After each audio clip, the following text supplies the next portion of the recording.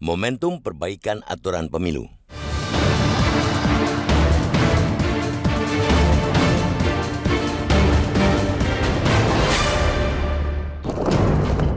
Dengan sudah dilaluinya penetapan presiden dan wakil presiden terpilih, pemilu 2024 sudah bisa dikatakan rampung sebagian. Kini proses itu tinggal menunggu pelaksanaan sidang sengketa hasil pemilihan legislatif atau pileg di Mahkamah Konstitusi. Setelah itu, penetapan wakil rakyat terpilih.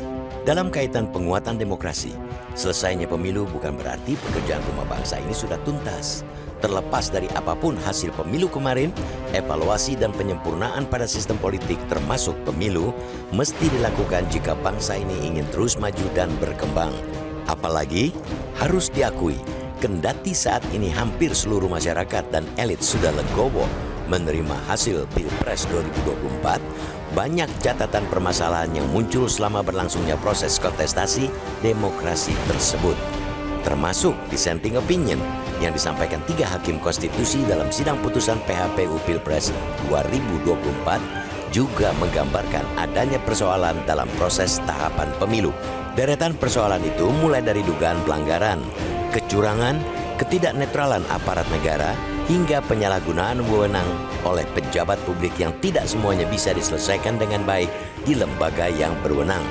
Karena itu, penguatan aspek hukum kepemiluan untuk menyelesaikan pelanggaran selama tahapan kampanye pemilu menjadi salah satu PR utama untuk membenahi sengkarut masalah yang cukup mendominasi pemilu tahun ini.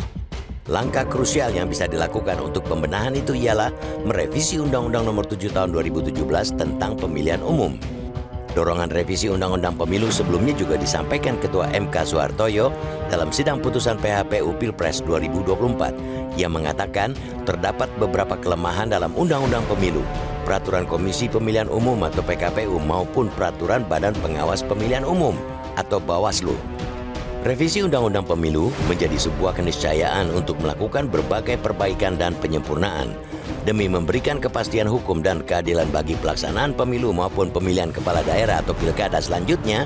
Penting bagi pemerintah dan DPR menyempurnakan Undang-Undang Pemilu maupun Undang-Undang Pilkada serta peraturan lain yang terkait. Selain itu, dengan merujuk pada sejumlah poin dalil gugatan dari para penggugat di sidang sengketa Pilpres 2024, utamanya menyangkut dugaan cawe-cawe atau keberpihakan presiden kepada peserta pemilu tertentu, kiranya perlu juga kita mendorong agar rancangan undang-undang lembaga kepresidenan bisa kembali digulirkan. Rancangan undang-undang yang pernah diusulkan DPR pada 2001 itu diharapkan bisa mengatur batasan-batasan presiden, terutama menjelang transisi kekuasaan. Rancangan undang-undang lembaga kepresidenan dapat dielaborasi lebih jauh mengenai batas-batas tupoksi presiden sesuai Undang-Undang Dasar 1945 yang dianggap masih terlalu umum. Konstitusi belum mengatur secara rigid larangan atau batasan presiden dalam kaitan dengan kontestasi pemilu. Usainya gelaran pemilu 2024 harus dijadikan momentum untuk melakukan evaluasi dan perbaikan sedetail-detailnya demi penyelenggaraan pemilu yang lebih baik di masa mendatang. Jika itu bisa dilakukan, seperti harapan masyarakat banyak, proses penguatan demokrasi di Republik ini akan semakin menemui jalan terang.